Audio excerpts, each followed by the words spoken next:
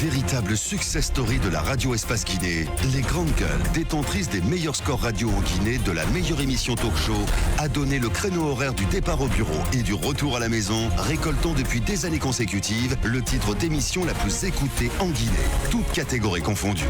Un grand total de plus de 5 millions d'auditeurs ont été fidèles au talk show Les GG, diffusé jour après jour sur toutes les stations du réseau Adafo Média de 9h à 10h30, un exploit qui restera longtemps dans les annales de la bande FM en Guinée. Notre invité avec nous dans ce studio, mesdames et messieurs, vous le voyez à l'écran, monsieur Sidia Touré, qui n'est plus à présenter, le président de l'UFR, Moussa Moïsila. Dans notre studio donc, le président de l'UFR, avec lui nous allons survoler l'actualité politique nationale, parler d'élections, parler du poste de responsabilité qu'il occupe, parler également peut-être d'un pan de l'interview que le général Sekouba Konaté vous a accordé. C'est vrai qu'il a eu à se prononcer là-dessus, mais peut-être qu'aujourd'hui il donnera un peu plus de détails parce qu'il semble être la victime plutôt que l'accusé. Et ensuite, cette histoire qui interpelle tout le monde, bon, ces velléités liées à un prétendu troisième mandat qui deviennent un peu plus sérieuses de jour en jour. Il faudrait également qu'on en parle. Et puis la santé aussi, le bilan de santé de son parti politique. Quel est le diagnostic aujourd'hui de l'UFR? Est-ce que les membres continuent d'adhérer? Il n'y a pas de malaise au sein de la jeunesse de ce parti parce que qui a quand même sorti un peu ses griffes lors des communales pour réclamer un peu plus pour le bien-être du parti. Voilà un ensemble de questions dont nous allons parler ce matin. Voilà, c'est bien dit. Monsieur le Président, bonjour. Bonjour. Bienvenue chez les Grandes Gueules sur Radio Espace. Merci beaucoup. Avant de commencer l'émission, je voudrais profiter vraiment de l'occasion pour présenter mes condoléances à votre radio, mais également à la famille de votre confrère qui est décédé dans des conditions vraiment déplorables. Nous avons envoyé tous des délégations pour ça et celui qui est encore à l'hôpital, j'espère qu'il se rétablira. Ça me paraît essentiel de le dire avant. Merci beaucoup. Bien, première question d'entrée, nous avons abordé avant de vous recevoir sur ce plateau la question liée à cette initiative gouvernementale de solliciter la participation citoyenne dans le cadre de l'assainissement de la ville de Conakry avant bien entendu un programme mieux structuré avec l'Union européenne. Qu'est-ce que vous en pensez? Ça commence demain. Écoutez, je ne sais pas quoi penser. Je crois que j'ai appris ça en vous écoutant dans la voiture en arrivant. Bon, initiative citoyenne, il faut d'abord s'adresser aux citoyens pour que vous mettiez d'accord là-dessus. Ce n'est pas un décret qui arrête ce genre de choses. Et comme vous le savez, et comme le sait le Premier ministre et beaucoup de ses collaborateurs qui ont travaillé avec moi à l'époque, nous avons réglé ce problème de l'assainissement à Conakry en 1997 avec une participation de 5 millions de dollars des États-Unis. L'assainissement a été fait. C'est en ce moment qu'on a mis en place ce système de collecte individuelle. Et également, c'est en ce moment qu'on a créé la SPDT, cette société qui est chargée de l'assainissement de la ville. Mais également, à l'époque, Monsieur le Président, et également, un site a été identifié au-delà de Kaguelin. Quand nous avons fini tout ça, un an après, je leur ai dit, écoutez, ce n'est pas le travail de la primature, nous allons passer le dossier au gouvernorat. Ce que nous avons fait. Donc, vous savez, après, ce que c'est devenu, je ne sais pas. Mais 20 ans après, écoutez, les mêmes questions, ça me pose vraiment problème. Mais je dirais tout de suite, le problème, ce n'est pas d'abord l'initiative citoyenne, c'est de donner peut-être les moyens à la société qui est chargée de faire ce travail, d'avoir les camions nécessaires, les structures nécessaires, pour commencer à ramasser les ordures. Ensuite, vous aurez vers les Guinéens pour leur expliquer, vous voyez, nous faisons des efforts, nous souhaitons que tout le monde puisse apporter sa contribution. Mais ce n'est pas un arrêté qui règle ça, je ne crois pas. Donc vous pensez que c'est une initiative qui est vouée à l'échec déjà sans ces préalables? Bon, je ne veux pas parler d'échec. Il y a beaucoup de préalables à ce genre de choses.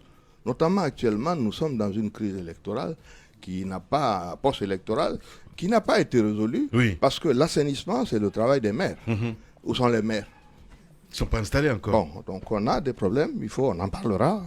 Je crois que ce n'est pas réglé. Justement. Alors, baguette magique, s'il y en a, qu'est-ce qu'on peut faire à cet instant T, M. Sidia Touré? Pourquoi ça? Par rapport à cette question d'assainissement, parce que Abakar a bien fait de poser la question. Vous avez été Premier ministre dans ce pays. À votre temps, ça a marché.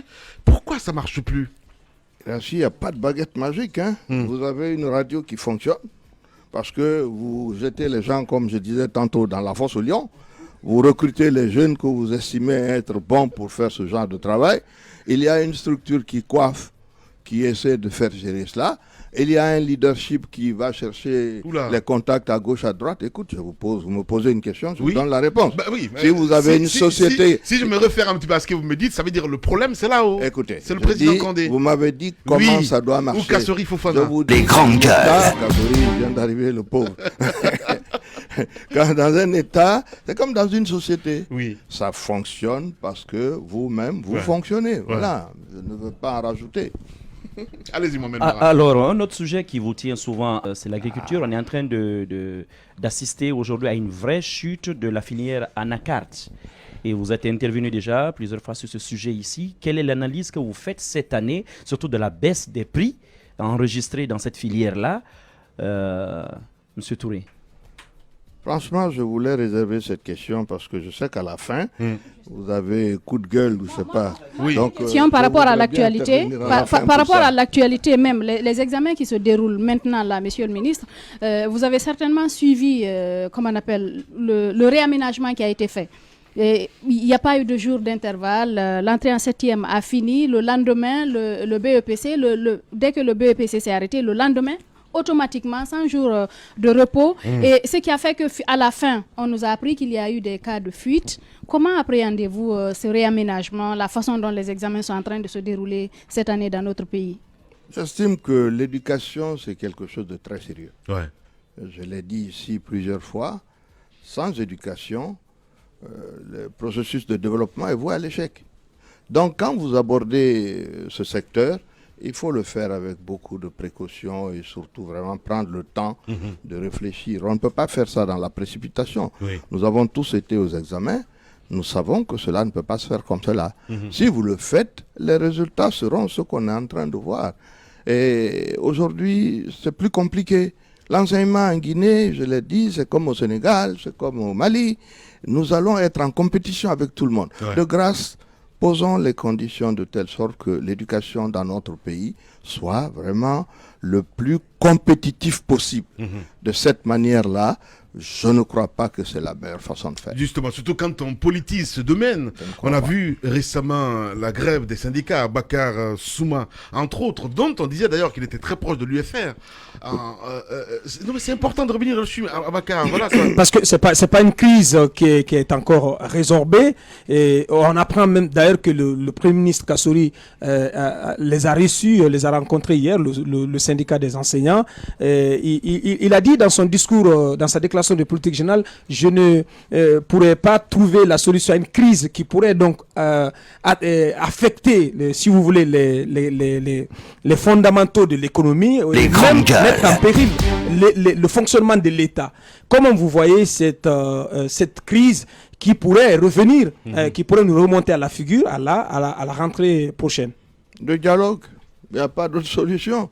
Vous dialoguez avec les gens, vous êtes tous des gens qui comprennent quelle est la situation de notre pays, mais quand vous voulez dialoguer avec quelqu'un et que vous voulez qu'il vous fasse confiance, il faut déjà vous-même faire preuve de crédibilité. À partir de là, je crois que le dialogue est possible parce qu'il n'y a pas d'autre solution. Roublardise, un dialogue de vérité, de franchise. Il faut qu'on se dise les choses clairement. Mais il faut qu'on se dise que quand vous vous engagez sur quelque chose, vous le réalisez. Dans ces conditions, les gens peuvent comprendre que vous prendrez plus de temps pour faire un certain nombre de choses. Mais il faut qu'ils vous croient. S'ils ne vous croient pas, ils n'iront jamais devant les enseignants pour leur raconter n'importe quoi. Vous croyez être gouvernement capable de payer 8 millions à chaque enseignant guinéen, plus le salaire de base qu'ils ont déjà? Je ne rentre pas dans ce débat. Les grandes gueules. Je ne suis pas le gouvernement. Je ne connais pas quels sont les termes de la négociation entre les syndicats et le gouvernement, malgré le fait qu'on dise que, je ne sais pas, que Souma serait proche de moi. Mais écoutez, s'il est proche de moi, je serais très content. Ce n'est pas le cas, mais j'aurais bien aimé. Voilà, c'est une revendication réaliste, 8 millions. Je ne gère pas ce dossier. On demande votre avis. Je ne sais pas. Qu'est-ce que c'est qu'une revendication? Est-ce que c'est quelque chose qui a été signé auparavant? J'en sais rien. Ceux qui l'ont signé, parce qu'apparemment, je crois qu'il y a eu une signature, doivent expliquer pourquoi ils l'ont fait. Voilà. Sidia Touré, notre invité ce matin chez les juges. Allez-y, Moussa Moïsi, là. Monsieur Touré, à votre temps, est-ce que vous subventionniez le carburant? Aujourd'hui, la question inquiète beaucoup de citoyens guinéens. le gouvernement entrevoit une augmentation du prix du litre à la pompe. Alors, comment ça se passait à votre temps? Parce que l'argument qui nous a servi aujourd'hui, c'est l'argument du Fonds monétaire international et de la Banque mondiale. Apparemment, nous aurions un gap financier de près de 1000 milliards à cause de la taxe spéciale sur les produits pétroliers. Donc, le gouvernement ne pourrait plus supporter ce gap. Donc, il faut aller un peu comme la Côte d'Ivoire et le Sénégal. Comment vous voyez cette décision du gouvernement? Le litre est vendu là-bas à 13 000 francs. Quel est le salaire moyen dans ce pays-là? Comment d'abord vous jugez cette annonce du gouvernement guinéen? Qu'est-ce qu'il faut faire pour ne pas que le panier de la ménagère, que le bas peuple puisse souffrir de cette annonce, de cette décision? Écoutez, quand vous allez négocier un accord avec le fonds, on vous donne un certain nombre de choses. À savoir, écoutez, vous devez avoir votre économie conforme à un certain nombre de critères. L'inflation doit être à ce niveau, les réserves de change doivent être à ce niveau, les recettes doivent être à ce niveau, la manière dont vous dépensez l'argent également doit être ainsi de suite. Oui. Ce sont ces critères-là. Parmi ces critères, si on s'aperçoit que vos recettes ne sont pas suffisantes pour couvrir les dépenses que vous faites, on vous dit il faut couvrir le gap. Bon, ce gap, vous le trouvez où vous voulez. Moi, je peux dire que... J'ai écouté la fois dernière ici un de mes anciens ministres, qui est un grand économiste, c'est Ousmane Kaba. Oui. Personne n'est obligé de faire quoi que ce soit. Le 6 mars, j'étais invité au Ghana par le président Nana Addo, qui est un ami de longue date, pas avant qu'il soit président. Le discours qu'il a prononcé ce jour, à la fête de l'indépendance, c'était « Ghana beyond the aid », le Ghana après l'aide. Le Ghana sans l'aide. D'ailleurs, il y a une dame qui a écrit un livre, une charmante économiste. Les grandes gueules. Sur Dead Aid, comment ça s'appelle? Dambisa Moyo. Je vais envoyer une copie aux deux dames ici, qui est une très grande économiste, et qui dit qu'on peut se passer de l'aide. Donc, dans le cas du Ghana, précisément, c'est quoi? Ils ont refusé d'avoir un accord avec le fonds. Ils ont dit, nous allons faire notre économie nous-mêmes. Personne n'est obligé de passer un accord avec le fonds, ce n'est pas une obligation. Il dit, nous, on n'en a pas besoin. Nous allons faire en sorte que nos dépenses soient en ligne et nous allons faire en sorte que nos recettes soient également en ligne. Le Ghana fonctionne actuellement comme cela et c'est le pays, contrairement à ce qu'on croit, qui aujourd'hui a le plus grand taux de croissance de 8,5% plus que la Côte d'Ivoire. Donc chacun gère son problème comme il peut le gérer. Si vous asseyez pour dire... Nous dépensons n'importe comment jusqu'au jour où il y aura un déficit. Quand on vient, on vous dira couvrez le déficit. Voilà. Alors, le cas de la Guinée, Monsieur le Président, on dit Sidia Touré, la solution. Quelle solution aujourd'hui en ce qui concerne... La solution, elle est globale. Elle ne peut pas être partielle comme ça. Vous ne venez pas en disant, bon, écoutez, les ramassages d'ordures sont comme ça. Quelle est la solution? L'essence doit monter. Non, c'est un problème de gouvernance totale. L'ensemble doit être mis ensemble pour qu'on puisse aller de l'avant. Quand vous me dites que le carburant, il est plus cher en Côte d'Ivoire, mettez en rapport le niveau de vie de la Côte d'Ivoire avant de parler du prix du carburant. Justement, le panier de la ménagère. Allez-y, madame. Alors, depuis l'annonce de l'augmentation du prix du carburant, on a l'impression que les Guinéens ne sont pas opposés, mais ils sont plus frustrés par la gabegie financière qui existe. Donc, on estime que non, on ne doit plus continuer à serrer la ceinture. Déjà, on a le Premier ministre du côté de l'Assemblée qui a, si on veut, confirmer cette gabegie financière. Comment aujourd'hui comprendre que après des années qu'on veuille développer le pays, mais quand même que cette corruption continue à gagner du terrain de plus en plus? Écoutez, quand j'ai lancé cette idée il y a 2 mois à mon siège, on a voulu voir là encore une attaque personnelle contre tel ou tel. C'est une réalité de l'économie guinéenne d'aujourd'hui. Moi, j'ai entendu des chiffres qui me semblent totalement en dessous de la réalité. 600 milliards, je crois. Je dirais que c'est 10 fois plus. Il faut regarder les choses comme elles sont. Le docteur Makanera, qui est un enseignant, a publié un document sur comment on va dire ça, le budget guinéen dans les réseaux sociaux. Prenez le temps, lisez-le. Et cochez ce qui vous paraît anormal. Vous allez voir combien d'économies vous pouvez faire sur les 2 milliards de dollars que représente à peu près le budget guinéen. Vous pouvez en retirer 20% dedans, 25%, sans que rien ne change. Ça, c'est une chose. Vous avez maintenant la gestion courante d'un certain nombre de choses qui ont été évoquées. Et par le Premier ministre et d'autres personnes. Quand je le disais, donc il y a 2 mois, on me disait non, c'est une position politique. Vous ne pouvez pas, justement, vous venez de dire le mot, faire croire aux populations qu'elles doivent serrer la ceinture, alors que vous ne donnez pas la preuve que vous luttez contre des choses de ce genre et que la gestion au quotidien, notamment du budget, se fait de manière normale et que dans ce cas, ils se sentent... Les grandes gueules. Sinon, ne leur demandez pas, ils ne l'accepteront pas. Donc, je suis d'accord avec vous. La corruption, elle est partout en Guinée et c'est le sujet du prochain sommet de l'Union africaine. C'est pour dire que c'est au centre des préoccupations des États parce que cela recule en tout. Et l'économie, et les systèmes d'éducation, le système de santé. Donc c'est important qu'on se penche sur ce sujet, mais je dirais qu'il faut l'approfondir. Bien. Allez-y, madame. Alors, après tout ce que vous venez de dire, pensez-vous qu'il soit nécessaire de rehausser le prix du carburant? Ça, c'est ma première question. L'autre question que je voulais vous poser, je voudrais que vous réagissiez à cette sortie médiatique récente du général Sekouba Konaté, parce qu'il a notamment parlé de vous lors de la présidentielle de 2010. Est-il nécessaire aujourd'hui de rehausser le prix du carburant à la pompe?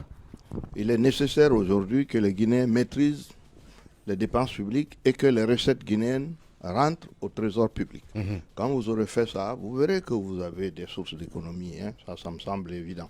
Donc, en ce qui concerne le débat de la fois dernière, franchement, je ne serais pas intervenu là-dessus s'il n'y avait pas eu cette incompréhension sur le rôle de la CENI et du président de la transition.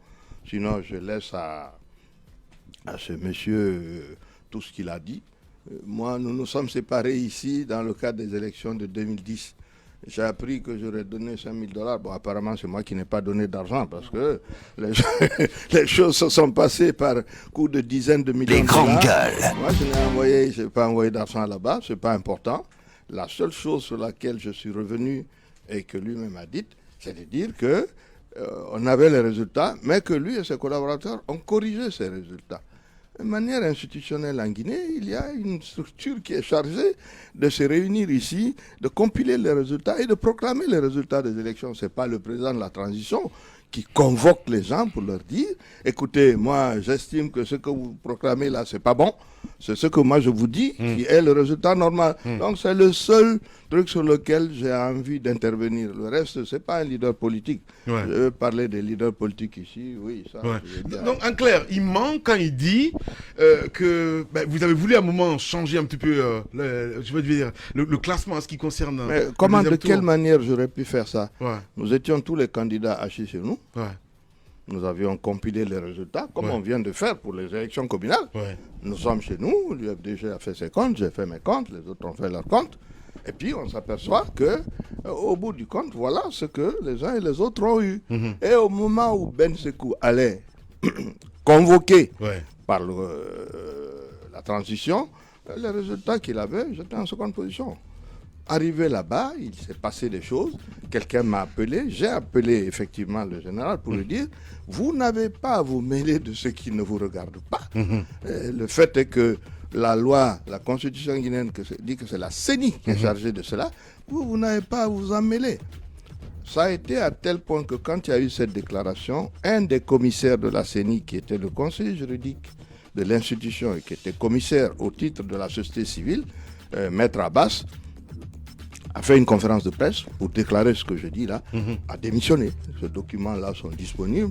Il a démissionné de la CENI, il n'est plus jamais revenu là. Donc voilà ce qui s'est passé. Au-delà de ça, vraiment, je ne vais pas engager de polémique. C'est 2010, c'est 2010. On regarde devant. On regarde devant. Et l'histoire aussi interpelle. On revient dans un instant avec le président Sidi Touré et qui dit c'est vérité ce matin chez les GG. Véritable success story de la radio Espace Guinée, les grandes gueules, détentrices des meilleurs scores radio en Guinée, de la meilleure émission talk show, a donné le créneau horaire du départ au bureau et du retour à la maison, récoltant depuis des années consécutives le titre d'émission la plus écoutée en Guinée, toutes catégories confondues. Un grand total de plus de 5 millions d'auditeurs ont été fidèles au talk show Les GG, diffusé jour après jour sur toutes les stations du réseau Adafo Média de 9h à 10h30, un exploit qui restera longtemps dans les annales de la bande FM en Guinée. Véritable success story de la radio Espace Guinée, les grandes gueules, détentrices des meilleurs scores radio en Guinée de la meilleure émission talk show, a donné le créneau horaire du départ au bureau et du retour à la maison, récoltant depuis des années consécutives le titre d'émission la plus écoutée en Guinée, toutes catégories confondues. Un grand total de plus de 5 millions d'auditeurs ont été fidèles au talk show Les GG, diffusé jour après jour sur toutes les stations du réseau Adafo Média de 9h à 10h30, un exploit qui restera longtemps dans les annales de la bande FM en Guinée. Beaucoup de réactions évidemment sur notre site internet, le www.espacefmguinée.info. Sur la plateforme, le numéro de téléphone s'affiche juste en bas de l'écran si vous souhaitez interagir en direct dans l'émission. La Guinée a 2 ans de la fin du dernier mandat du président Alpha Condé, l'actuel locataire du palais Sékou Touréa. Dans cette perspective, les grandes manœuvres politiques se préparent, les différents camps politiques aussi fourbissent leurs armes en jeu des législatives donc prévues au plus tard dans le premier trimestre 2019 et une présidentielle en 2020, des échéances qui s'annoncent décisives pour un nombre de formations politiques qui comptent y jeter toute leur énergie, notamment pour empêcher donc ou minimiser les irrégularités et autres défaillances qui émaillent généralement les élections en Guinée, d'où toute l'attention portée aux conditions à réunir pour conférer à ces élections toute la transparence et toute l'équité requise. Comment l'UFR envisage-t-elle ces grands rendez-vous? Comment garantir la sincérité des élections en Guinée? Que faire pour sortir de l'impasse politique actuelle? Le président de l'UFR avec nous dans ce studio, Monsieur Sidia Touré, il faut le rappeler, président de l'UFR, avec nous pour continuer le débat. Pour continuer le débat, Monsieur le Premier ministre, Monsieur le président de l'UFR, l'actuel Premier ministre, Dr Ibrahima Kassory Fofana, était devant les députés il y a 2 jours pour décliner les grands axes de sa politique générale. On imagine que vous avez suivi ce discours. Première question peut-être, qu'est-ce que vous en avez retenu? Est-ce que vous, à partir de ce discours, si jamais il avait les coups de franche, on peut espérer pour notre pays pour une petite rupture, notamment dans le cadre de la lutte et de la moralisation de la vie économique? Il a réitéré sa volonté de combattre la corruption. Je suis vraiment désolé, mais je n'ai pas suivi le discours parce que j'étais en bureau politique. Nous sommes en pleine restructuration du parti. Okay. Le dernier rapport m'a été remis ce jour-là et nous sommes restés en réunion pendant 3 heures. Bon, j'ai entendu les échos, ceux de nos députés qui ne sont pas venus à la restructuration nous ont un peu fait le compte-rendu. Le discours, je pense qu'il est en ligne avec ce qu'on peut souhaiter. Maintenant, bon, nous verrons. Il faut quand même au moins 100 jours pour commencer à réfléchir à tout ça. Vous croyez à ces annonces dans le cadre de la lutte contre la corruption notamment? Il y a 2 cadres qui en ont fait déjà les frais, qui ont été relevés de leurs fonctions. Dans le décret, il a été indiqué sur proposition du Premier ministre. Et vous sentez la rupture venir? Est-ce que le Premier ministre Kassory peut aller jusqu'au bout? Le Premier ministre vient d'arriver. Donc j'espère que ces dossiers-là ont dû être étudiés avant. Parce que sinon, ce serait un peu trop tôt, non? Donc je dis, attendons au moins 100 jours pour parler de tout ça. Voilà. Alors on va revenir en arrière. On a vu 2 opposants faire leur entrée dans le gouvernement. Entre-temps, bien avant, il y avait un cadre de l'UFR dans ce gouvernement. Peut-être un commentaire là-dessus? Non, nous avons décidé à la suite des élections communales, après discussion avec le chef de l'État, et nous avons décidé que nous n'enverrons pas de ministre à ce gouvernement bien avant la nomination d'un nouveau Premier ministre. Nous avons un problème sérieux aujourd'hui en Guinée. Nous avons attendu 8 ans pour faire des élections communales. C'est extrêmement important parce que s'il y a des élections qui sont importantes pour la base, ce sont ces élections-là. Ce sont des élections qui les concernent directement au niveau des communes rurales et autres. On a attendu 8 ans pour le faire. Nous avons fini par faire dans des conditions que tout le monde connaît. Nous sommes encore en discussion parmi les 3 groupes parlementaires, en tout cas en ce qui nous concerne, en ce qui concerne l'UFDG, nous avons porté plainte pour un certain nombre de choses qui ne tiennent pas la route. Les résultats ne sont pas, dans beaucoup de cas, conformes au vote de nos citoyens. Qu'est-ce qui se passe? On a dit il faut qu'on trouve des solutions. Des propositions ont été faites de l'UFR, de l'UFDG et je pense aussi du RPG. Il faut que cela se tranche. Il faut qu'on trouve une solution politique pour sortir de là parce que qu'est-ce qui se passe aujourd'hui sur le terrain? Sur le terrain, les mairies ne fonctionnent plus. Ce sont les secrétaires généraux de mairie qui sont nommés par le ministère de l'administration du territoire qui sont en train de gérer les mairies. Alors ça, c'est un retour en arrière qu'on ne peut même pas expliquer parce qu'avant, il y avait des délégations spéciales. Oui. À un moment donné, on avait réussi à mettre 2 ou 3 conseillers des partis pour essayer de faire en sorte qu'on y participe. Aujourd'hui, non. C'est juste le secrétaire général nommé par le ministère de l'administration du territoire. Alors ça me semble être quelque chose de totalement inacceptable. Il faut qu'on s'entende bien.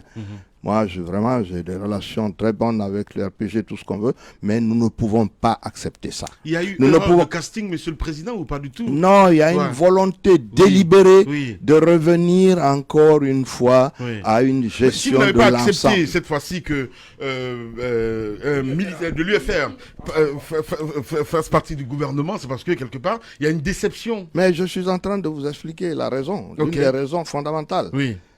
Une fois qu'on a ces secrétaires généraux qui gèrent les mairies, mais qu'est-ce que la prochaine fois vous allez dire à vos électeurs pour dire « allons aux élections ».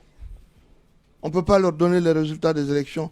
Ils ne voteront pas. Oui. Donc je dis ceci est totalement inacceptable. J'ai entendu un jeune que vous avez reçu de la société civile dire un certain nombre de choses ici concernant les exécutifs communaux, mais je le rejoins totalement. Nous n'accepterons pas ça. Arrivé à un moment donné, si cela ne se fait pas, nous serons de ceux qui vont organiser une désobéissance civile par rapport à ces questions-là. Oui. Il n'est pas question qu'on attende 8 ans pour avoir des élections, qu'on attende 5 mois pour avoir des résultats, et que tranquillement, le gouvernement continue de gérer les mairies.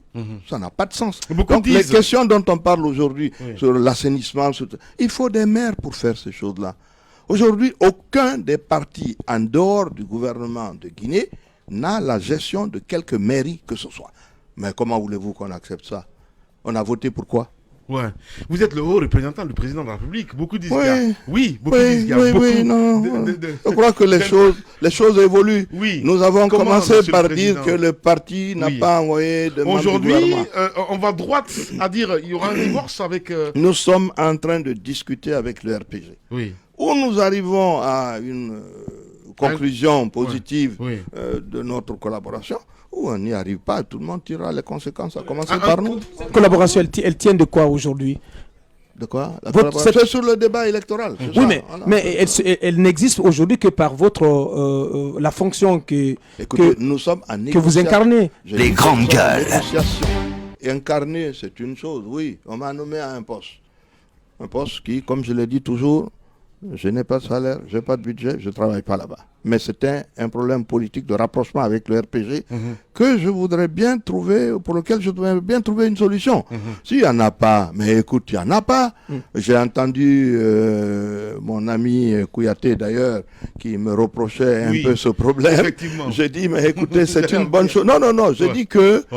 Je n'ai rien contre ceux qui ont des opinions divergentes sur cette discussion que j'ai avec le RPG. Oui. Mais franchement, Kouyaté, j'aurais aimé qu'il soit un peu là, quoi. S'il était là, la force qu'il représentait avec l'UPG, avec nous-mêmes, on aurait formé un groupe beaucoup plus important. Mais vous comprenez aussi son état d'âme quand il dit il ne peut pas s'associer avec l'UFR. Les grandes gueules. J'aimerais bien, je dis, vous savez, 5 ans, c'est long. Oui. En 5 ans, il a fait une semaine ici. Donc, j'aimerais bien qu'il vienne un peu. Et peut-être qu'à la suite de ce que nous allons arrêter ensemble, nous prendrons certaines décisions. Qu'est-ce que vous voulez dire, Monsieur le Président? Qu'il soit présent, bon sang, le débat politique se passe en Guinée. Est-ce que ça veut dire que c'est parce que vous vous sentez faible? Là, je parle de l'opposition en général. Vous vous dites, écoutez, pas la peine de rester de l'autre côté ou quand même on fait des manifestations, mais on n'obtient pas ce qu'on veut. Est-ce que d'ailleurs, il vaut mieux ne pas avoir une position un peu plus calme, avec moins de bruit, mais où on peut contribuer? Non, nous avions... C'est lui et moi, nous sommes tous des libéraux. Lui et moi, on est vice-président de l'Internationale libérale. Et d'ailleurs, nous recevons, lui et moi, les rapports sur la corruption en Guinée. Donc, on a des informations, on a des documents. Donc, on avait des raisons d'aller de l'avant. Mais la vérité est que, dans le cadre de cette collaboration, nous n'étions plus à l'aise dans la mesure où il n'existait aucune perspective pour l'UFR. Donc, nous avons tenté d'avoir une négociation, une discussion avec le RPG qui est en cours. S'il n'aboutit pas, il aboutira au même résultat auquel nous avons abouti avec l'UFDG. La question qui me tarde l'esprit, Monsieur le Premier ministre, c'est En fait, on a l'impression qu'il y a un blocus total. Récemment, nous avons écouté des représentants du RPG qui disaient que parce que l'opposition républicaine a menacé de reprendre les rues, si rien n'est fait, si on n'a pas les résultats, si on ne réussit pas à installer les exécutifs communaux, qu'est-ce qui va se passer? Parce qu'on a l'impression que rien ne bouge et que les élections législatives pointent à l'horizon. Est-ce qu'il n'y a pas risque de glissement de calendrier? Est-ce qu'on ne risque pas de reporter, finalement que ces exécutifs communaux ne soient pas installés jusqu'en 2020? Non, c'est ce que nous trouvons inacceptable et que nous n'accepterons pas. Ça, je peux vous garantir que l'UFR ne s'inscrira pas dans ce débat. Nous ne pouvons pas avoir mené campagne après 8 ans d'attente, avoir des élections dont on connaît les résultats, et puis s'asseoir et regarder l'administration gérer les mairies où vous avez gagné des élections pour préparer les élections législatives avec ces représentants de l'administration. Ça, c'est un suicide collectif. Ça, nous n'allons pas le faire. Donc, les exécutifs communaux doivent être mis en place. Oui. Je crois que c'est là où, tantôt quand j'ai parlé, vous m'avez dit, oui, mais le leadership, tout ça, il faut que le Premier ministre tienne compte de ceci. Tout n'est pas l'économie. L'environnement est extrêmement important, si vous voulez, pour faire évoluer un pays. Ouais. Cet environnement, il est absolument nécessaire. Il faut une paix sociale, non seulement donc au niveau des syndicats, mais il faut une paix politique. Mais tout ça ne peut pas aller dans le sens... D'où l'inquiétude de Mme Yoro, qu'il y ait un glissement de calendrier. Non, attention. Moi, si cela se faisait... Nous n'accepterons pas de glissement, nous n'accepterons pas autre chose que... Mais comment l'empêcher? Comment l'empêcher aujourd'hui de se trouver ce glissement? Je dis, voilà maintenant où on arrive au problème du leadership. Oui. Quand vous gérez un pays, vous devez faire en sorte, comme le père de famille, vous avez tous une famille, vous n'y mettez pas des problèmes entre vos enfants et vos femmes toute la journée. Vous faites en sorte qu'il y ait une paix chez vous. Oui. C'est ça qui va aussi favoriser l'économie. Il ne faut pas croire qu'on peut faire l'un sans l'autre. Donc nous disons, sur ce plan-là, nous sommes fermes là-dessus. On ne peut pas faire des élections et que les résultats soient confisqués par l'État. Donc vous êtes favorable à l'installation, si vous voulez, des conseils communaux autour desquels il n'y a pas de contentieux? Non, nous ne sommes pas favorables pour ça. Pourquoi? L'ensemble des contentieux se trouve en Basse-Guinée, dans les fiefs de l'UFR. Si vous faites ça, vous allez avoir des exécutifs communaux installés partout en Guinée, mais chez nous, vous allez avoir des délégations spéciales dont vous ne sortirez jamais. On a déjà eu ça. On a eu 8 ans de délégations spéciales. Je ne reviens pas aux délégations spéciales. Il faut que, dans pleine maturité et dans la perspective d'avoir un pays calme, un pays où peut-être le gouvernement peut déployer son programme économique et réussir quelque chose, nous nous asseyons et que monsieur le chef de l'État permette que nous sortions de cela, parce que c'est des choses qui ont été créées à cause de la fraude. Mais quelle approche de solution, monsieur Sidia Touré? Faut-il, puisque si vous êtes opposé à l'installation des exécutifs communaux dans les circonscriptions où il n'y a pas de problème, les grandes gueules, vous voulez que tout se fasse au même moment, alors quelle approche de solution, alors qu'on sait que vous avez tous rencontré le président de la République, vous, le président de l'UFDG également. Il a été, le comité de suivi a été chargé d'apporter, de trouver une solution politique à ce différend électoral. Où nous en sommes aujourd'hui et comment en sortir? Est-ce qu'il faut reprendre les élections? Le comité de suivi des 3 groupes parlementaires se retrouvent, discutent de ces questions. Il y a des positions quelquefois contradictoires. Mais je dis qu'il est possible de s'en sortir. Il faut un peu de volonté politique. Nous disons, même si nous acceptions ces résultats, il faudrait que les gens reconnaissent que quand vous prenez la commune de Matam, par exemple, sur 245 bureaux de vote, on nous a annulé 84 bureaux de vote, dans lesquels, partout, l'UFR est majoritaire. Vous ne pouvez pas me dire que, parce que le tribunal de première instance, qui ne devrait pas arbitrer ce genre de choses, a dit qu'on a annulé tout ça, qu'on doit pouvoir aller de l'avant. Il faut reconnaître des fois qu'il y a des choses qui ne vont pas bien et que les magistrats qui ont fait cela soient poursuivis et que l'État, ou tout au moins le RPG, reconnaisse qu'il y a des solutions qu'il faut apporter. Je dis, tout ce dont on est en train de discuter dépendra la suite du développement économique de ce pays. Il ne faut pas se faire d'illusions là-dessus. Donc nous avons cette solution. L'UFDG souhaitait qu'on fasse des élections dans les quartiers. Ce n'est pas possible. Un quartier n'est pas une circonscription. Donc si on veut faire les élections, moi je ne suis pas contre. On reprend dans l'ensemble de la circonscription, on refait les élections. Mais il n'est pas question de continuer à parler comme ça pendant que je dis nous ne sommes même plus responsables dans les mairies où on était en place avant les élections. C'est un recul total. Bien. Le président de l'UFR, notre invité ce matin chez les juges. Moi, j'ai envie de revenir un petit peu en arrière, monsieur le président. Vous avez parlé tout à l'heure de peur de famille. Vous avez l'impression aujourd'hui que l'UFR est infiltré? Infiltré, mais c'est normal. Les partis sont infiltrés. Oui, non, il y a des gens qui travaillent pour vous, d'autres qui travaillent contre vous, d'autres. C'est normal ça, c'est l'abus politique. Mais il appartient au responsable principal de savoir garder la tête froide et savoir où on va. Nous n'avons pas de problème à ce niveau-là. On gère. On gère, bien. Allez-y Mohamed. Le fichier électoral. Les grandes gueules. Est notre nœud gordien complètement du système électoral guinéen. Aujourd'hui, de l'avis de plusieurs experts, si on veut se lancer dans une opération d'audit de ce fichier-là, cela pourrait nous prendre au bas mot pratiquement 6 mois. Alors, est-ce que, à votre avis, faut-il aller aujourd'hui vers cet audit et avec quels acteurs? Parce que déjà, un parti politique de l'opposition, notamment l'UFDG, refuse le fait que ce fichier soit audité par les seuls experts de l'OIF. Non, c'est clair. Nous-mêmes, nous refusons cela. Donc, la question, elle est claire. Depuis 2009-2010, nous avons eu 5 opérateurs différents qui sont intervenus dans le fichier guinéen. Vous verrez ça nulle part au monde. Donc, il y a énormément de doublons.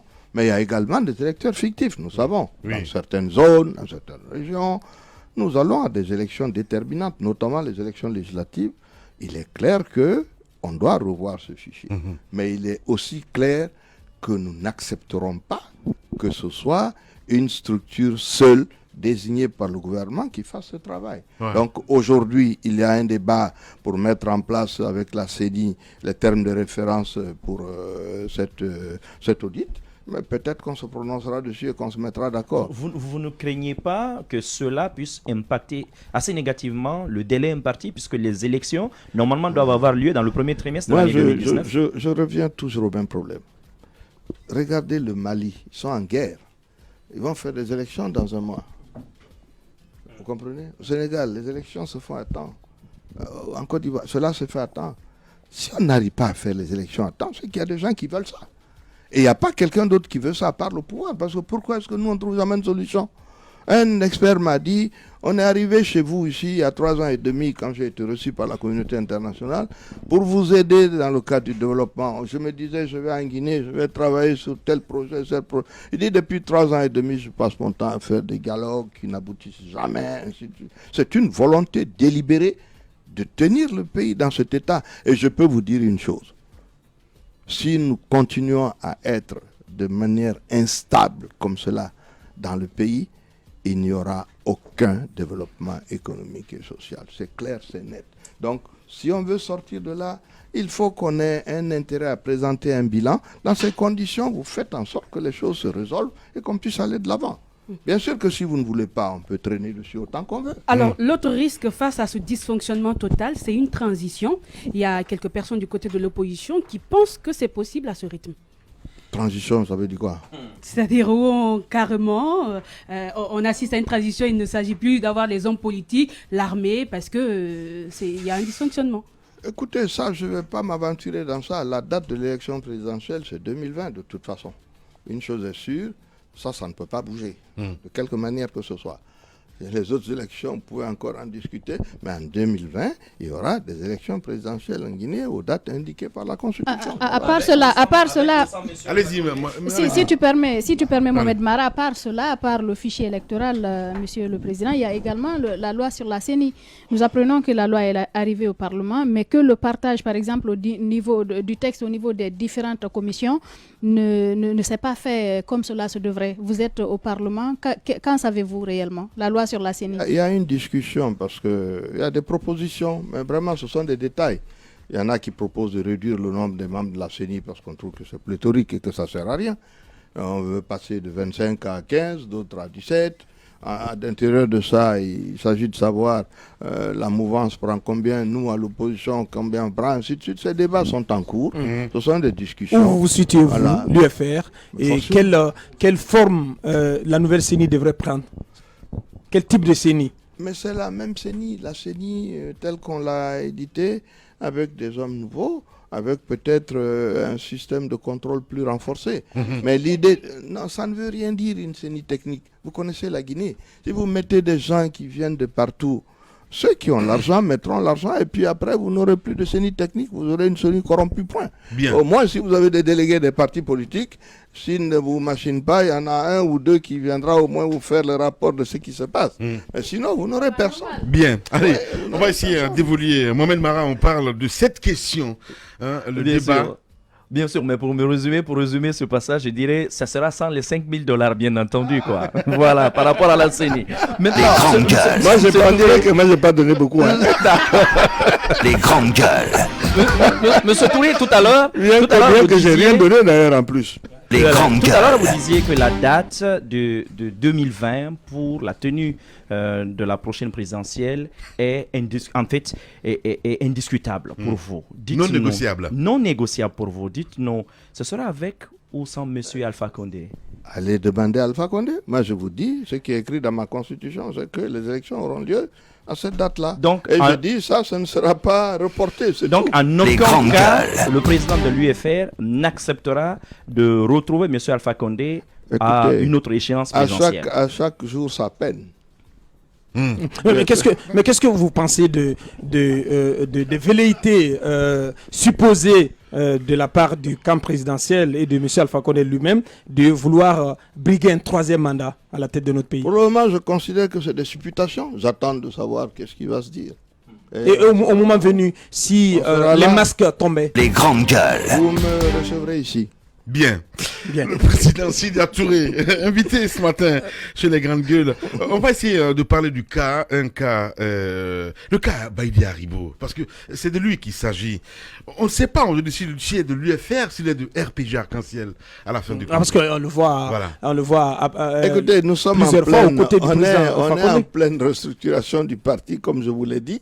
Nous avons terminé les textes, mais de grâce, ne m'amenez pas en tant que leader politique ici de venir parler des uns et des autres. Le parti tranchera ces questions et vous en serez informés. En clair, quand vous dites que le parti va trancher, Mohamed Mara. Mais bien sûr. Est-ce qu'au sortir de cette restructuration, on aura toujours le même secrétaire exécutif? Ah, écoutez, c'est pas la peine, on fait les restructurations, vous allez avoir la primeur des restructurations une fois que c'est fait. Bien. Les grandes gueules. Baïdi, il est toujours de l'UFR ou pas? Écoutez, demandez à Baïdi. Bien. Non, à l'instant T où nous parlons, il est toujours un cadre. Il n'a pas démissionné encore. Il n'a pas démissionné. Mais est-ce qu'il il participe aux activités du parti ou pas? Il vient à certaines réunions, mais il n'a pas encore démissionné en tout cas. Voilà, il n'a pas encore démissionné. On s'aligne entre les lignes. Oui. On va essayer de parler maintenant. Oui, justement, toujours sur le cas Baïdi, je voulais juste poser cette dernière question sur le président de l'UFR. Parce que beaucoup d'observateurs pensent que c'est lui qui a été le principal artisan de ce rapprochement entre vous et le président Alpha Condé. Confirmez-nous que cela est vrai et dites-nous, est-ce que vous avez le sentiment aujourd'hui qu'il vous a embarqué dans une aventure? Dans la classe politique guinéenne actuelle, je suis peut-être celui qui connaît le plus Alpha Condé. Je le connais depuis 39 ans. Donc vraiment, je n'ai pas besoin d'intermédiaire pour discuter avec lui. Même quand on ne se parlait pas officiellement, on se parlait officieusement. Donc ça, c'est la perception des gens. Envoyer quelqu'un pour faire une commission, cela ne veut pas dire que vous en êtes l'initiateur. Non, c'est pas du tout ça. Bien. On parle agriculture et élevage, Madame Yoro, dans cette émission. L'élevage, allez-y. Moi, je voulais, avant qu'on aborde ce sujet-là, parler de la question des MUFA.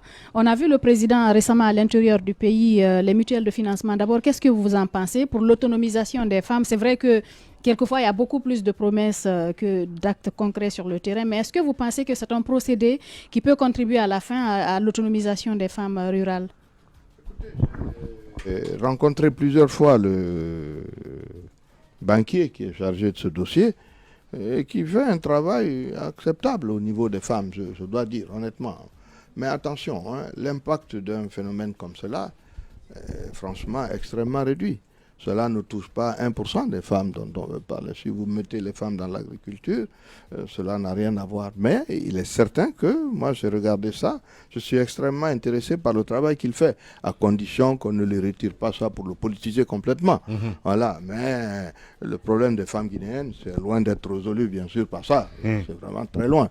Oui. Vous étiez à Nzérékoré, vous avez participé aux côtés du chef de l'État aux Journées nationales de l'agriculture. Qu'est-ce que vous en avez retenu? Est-ce que vous pensez que ces rencontres telles qu'initiées par le chef de l'État, journée dédiée à l'élevage, à l'agriculture, est-ce que c'est un procédé dont on peut tirer profit pour faire avancer les choses dans ces secteurs? Et deuxième question sur la filière anacarde. C'est une filière aujourd'hui qui apparemment souffre dans la région de Bokeh notamment. Les prix ont chuté. Et comment y faire face? Vous avez posé beaucoup de questions en même temps.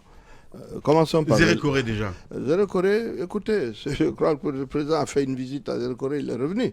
Le problème agricole n'est pas résolu parce qu'on a fait une visite là-bas. Nous étions ensemble. Nous avons été visiter quelques pépinières. Non, attention. Hein. Le problème agricole est un problème extrêmement sérieux. C'est un problème qui concerne 70% des populations de ce pays. Oui. Donc ça mérite réellement une attention particulière. D'abord, vous commencez par voir ça au niveau de l'affectation budgétaire. Quand je prends le ministère de l'élevage, on avait un de nos responsables qui était ministre de l'élevage, il avait un budget de 0,003%. Il n'y a pas de petit ministère. Ce sont les affectations et surtout les objectifs que vous fixez à ce genre de choses qui font que ça devient un grand ministère. Le problème agricole, c'est-à-dire tout ce qui touche à l'agriculture, à l'élevage, à la pêche, est un problème extrêmement sérieux parce que je dis, plus de 2 tiers des populations guinéennes sont concernées par ça. On devrait y mettre un peu plus, honnêtement, d'efforts.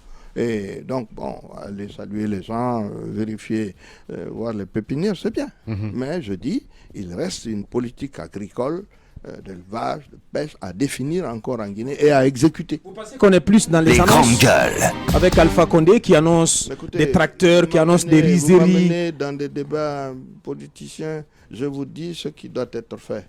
Maintenant, chacun peut faire des déclarations, ce n'est pas un problème. Il y a une politique en tant que telle, est-ce qu'on a une politique qui en vaille la peine? Il y a une politique qui existe dans le PNDS, il n'y a aucun problème là-dessus, il y a des projets là-dedans. Ils ne s'exécutent pas peut-être, mais ils existent. Hein. On a des gens qui ont rédigé des documents.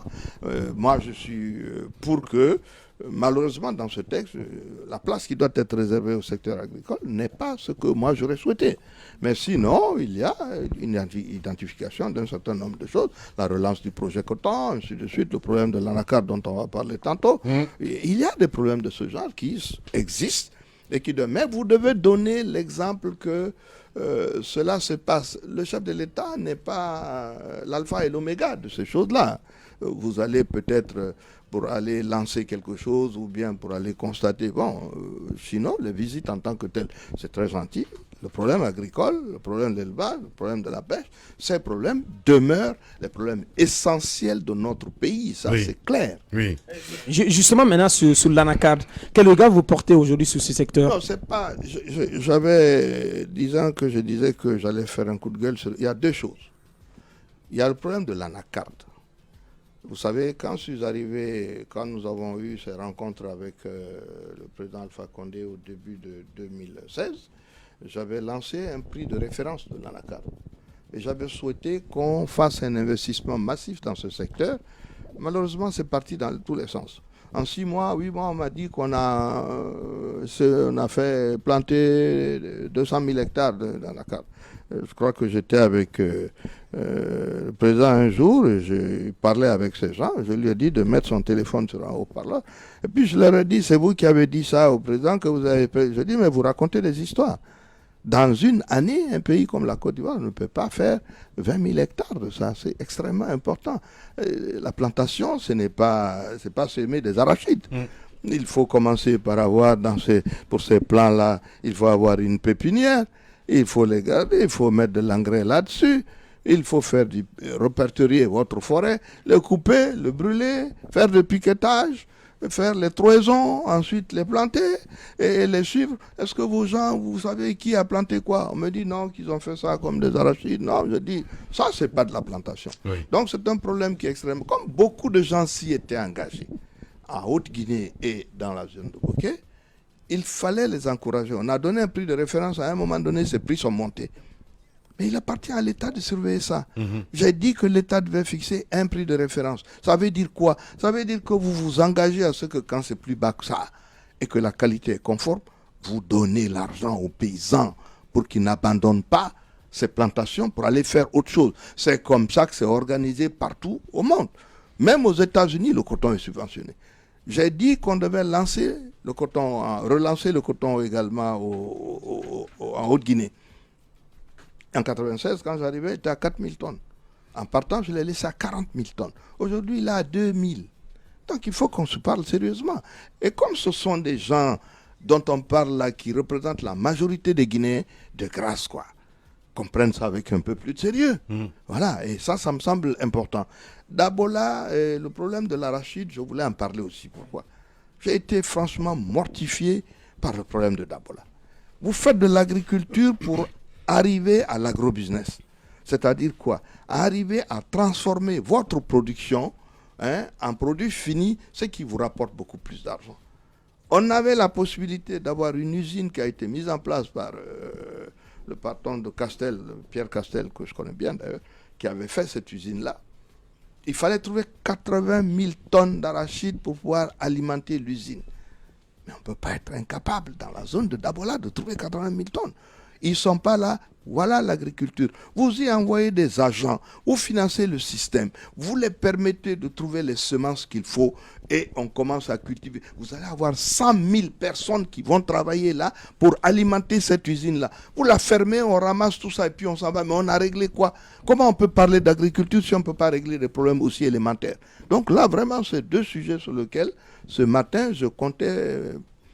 C'est moi qui voulais... Les grandes gueules. Toujours sur la filière anacarde du côté de Bokeh, il y a une situation qui est en train de couver. Récemment, on a interdit l'achat justement des produits par les Indiens à cause d'une certaine surenchère qui existe là-bas. Je ne sais pas si vous suivez réellement la chose. Récemment, on a interpellé par des citoyens qui disent que les produits sont là et qui risquent, les populations risquent de se retrouver dans une situation vraiment compliquée parce que les Indiens qui achetaient réellement ne sont plus là et ils n'ont plus beaucoup de personnes, donc les produits risquent de se gâter. Qu'est-ce que vous en pensez? Est-ce que vous êtes au bain de ce qui se passe réellement de ce côté? Oui, puisque moi-même j'ai planté de l'anacarde de 40 hectares. La réalité c'est quoi? C'est qu'en Guinée, on ne prend pas ce secteur au sérieux. C'est ça la vérité. Tous les Guinéens sont fonctionnaires. Tout le monde pense que ton travail consiste à être dans un bureau. Et que quand quelqu'un est là-bas et qu'il est en train de faire quelque chose dans l'élevage, c'est que lui, ce n'est pas un agent économique du même niveau que vous. Donc ça, c'est une réalité.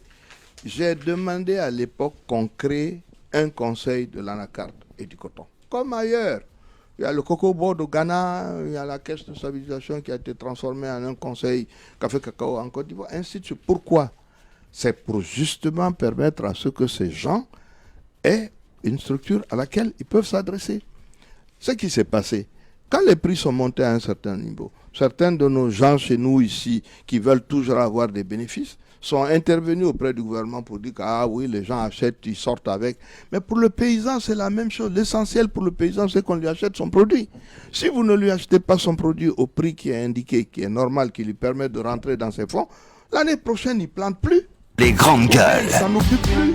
Donc c'est une erreur monumentale qui a fait que on a interdit aux Indiens et autres d'acheter l'anacarde, mais il n'y avait pas de structure en Guinée pour faire le travail. Les cours sont tombés, les gens ont leur anacarde sur le bras. L'année prochaine, vous allez voir ce qui va arriver. Voilà. Ils vont chercher la route de Bissau pour aller vendre là-bas. Bien, on va aller très vite. 10 minutes à passer, allez-y. Alors, quand on parle de l'agriculture et d'élevage, c'est vrai que dans la tête de beaucoup, c'est un problème de l'État. Mais justement, il y a des particuliers, il y a des privés, il y a des gros entrepreneurs qui ont assez d'argent.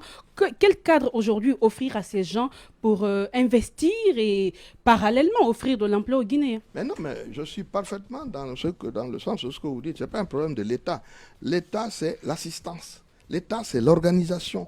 L'État, c'est aider à ce que ces entrepreneurs-là, gros ou tout petits, puissent prospérer. Vous comprenez? Par exemple, quand un pays comme la Côte d'Ivoire a voulu empêcher qu'on importe du poulet, on a encouragé les jeunes gens à faire des poulaillers.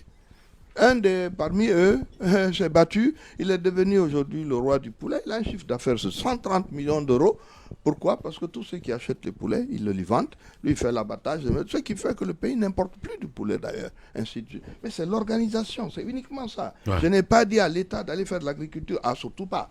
Je demande à l'État d'assister les grandes gueules, les grands, les petits, les moyens, de mettre des structures qui permettent d'assister ces gens et de les aider à produire, à stocker, à avoir les semences quand il le faut, les engrais quand il le faut, mais également à vendre à des prix qui sont acceptables. Là, vous créez de la richesse. Sinon, on restera dans les mines et on n'en sortira jamais. Bien. Voilà. On va d'ailleurs parler en filigrane, Titi, mine, environnement, énergie, entre autres. Et énergie. Surtout, un mot du secteur de l'énergie. Est-ce que vous pensez que les perspectives s'annoncent bonnes pour la Guinée avec tous les investissements qui sont faits dans ce secteur-là? Le barrage de Swapiti est en cours de réalisation, Amaria aussi lancé. Vous pensez que c'est un secteur dans lequel au minimum, l'actuelle gouvernance a des résultats. Et de l'autre côté, dans le secteur des mines, on continue d'assister à la signature, à l'appel de beaucoup de conventions dans la zone de Bokeh, dans la zone de Kindia, etc., etc. Est-ce que la Guinée est véritablement sur la bonne voie pour tirer le meilleur profit de ces mines? Comment vous regardez ces accords, ces conventions? Là où des fois nous avons des désaccords, c'est ça.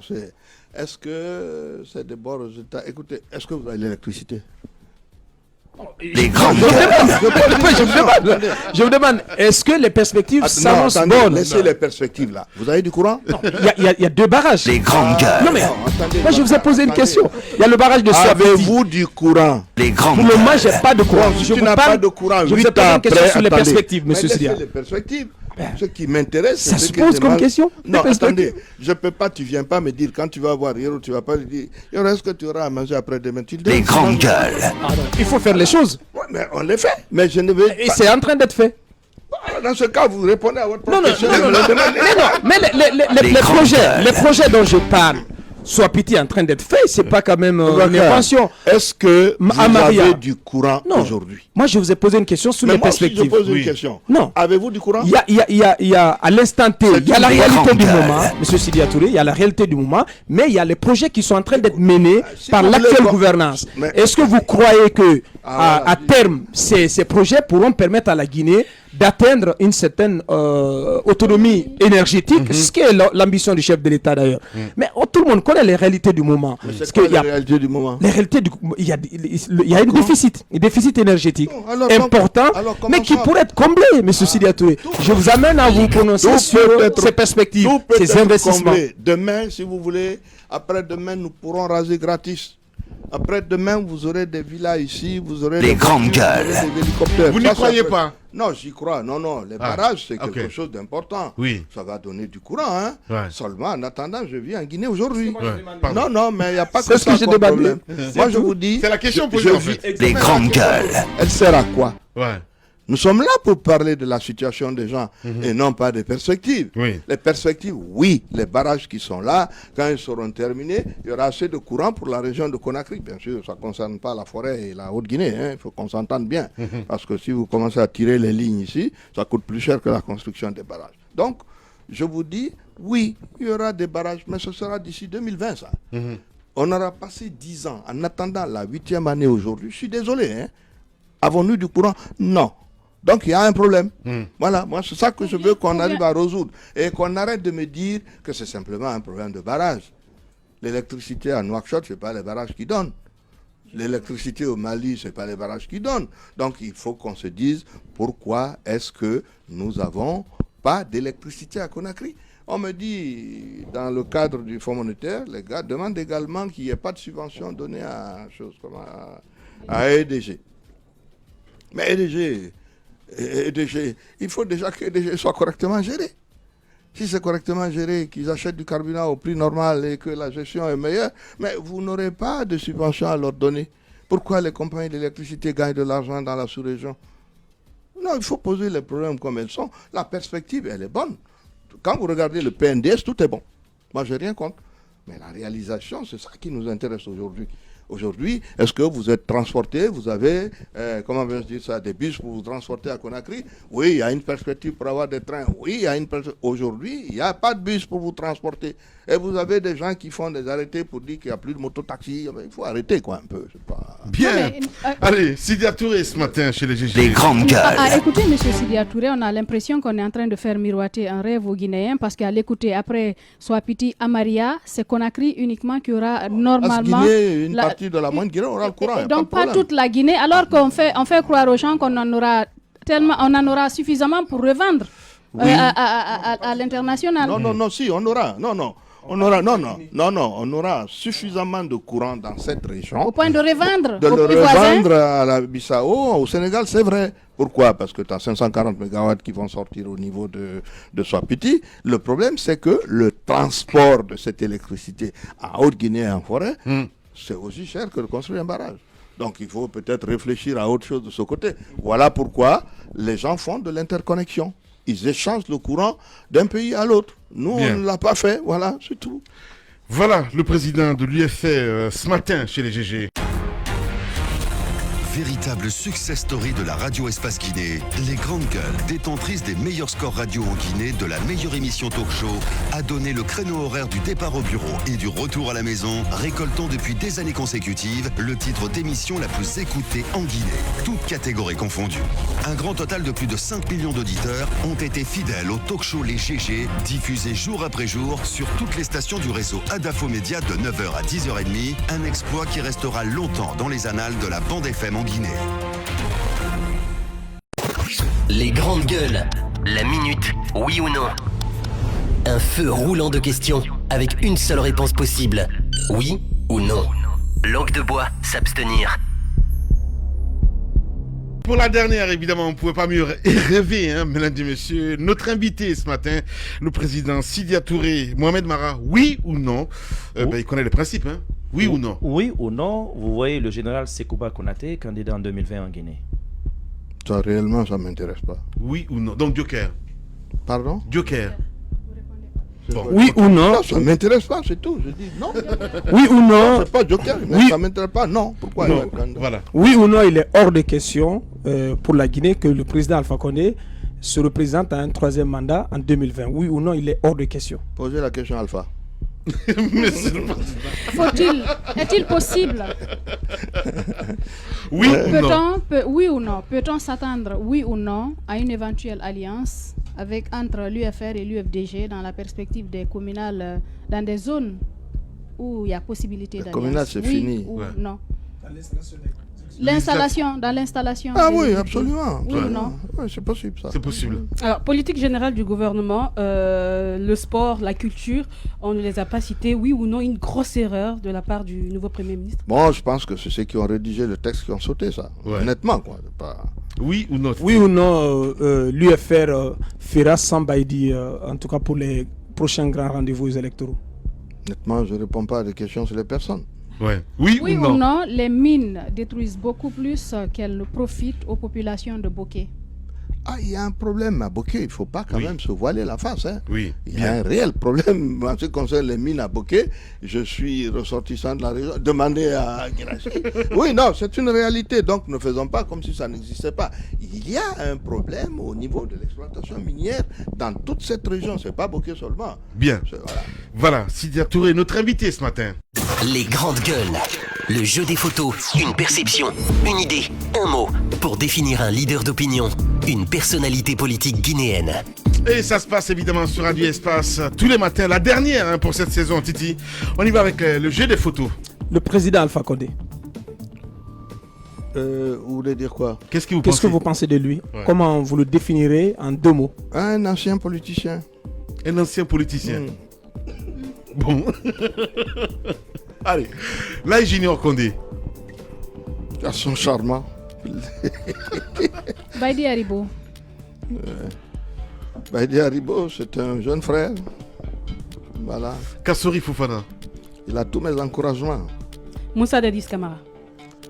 Oui, je crois qu'il doit pouvoir venir défendre son honneur ici, qu'on fasse un procès. Ah, Mohamed. Alors, un petit extra, Mamadou Bonkongo, le PDG d'Ebomaf. C'est quoi? Le PDG d'Ebomaf. Bon Congo. Ah, le Ebomaf. Ebomaf, c'est le type qui a eu le marché pour la route Cancan. Non, Cancan qui s'est C'est fait la route? Non, c'est un problème. Hein. Mais pourquoi vous riez tous? Je comprends pas, il y a un problème. Je sais pas, Mohamed Mara, il est bizarre. Mara, où tu as été prendre ça? Mais oui, je le sais parce que je l'ai écouté autrefois sur justement la problématique de cette route-là. Et 304 millions d'euros d'engagement, mais finalement, il n'y a même pas eu 20 km de route. Kerfa la personne, Camara, KPC. C'est un homme d'affaires, pas politique, donc là-bas. C'est Kouba Konaté. M'intéresse pas. El Tigre. Tibou Camara. Écoute, c'est un ministre. Faites-moi parler des hommes politiques. C'est Louda Lendialo. C'est un ancien collaborateur. Nous gardons des relations assez fraternelles. C'est toujours la même chose. Il faut qu'il s'ouvre un peu plus. Mais nous y travaillons. Ah, possible alliance. Lansana Kouyaté.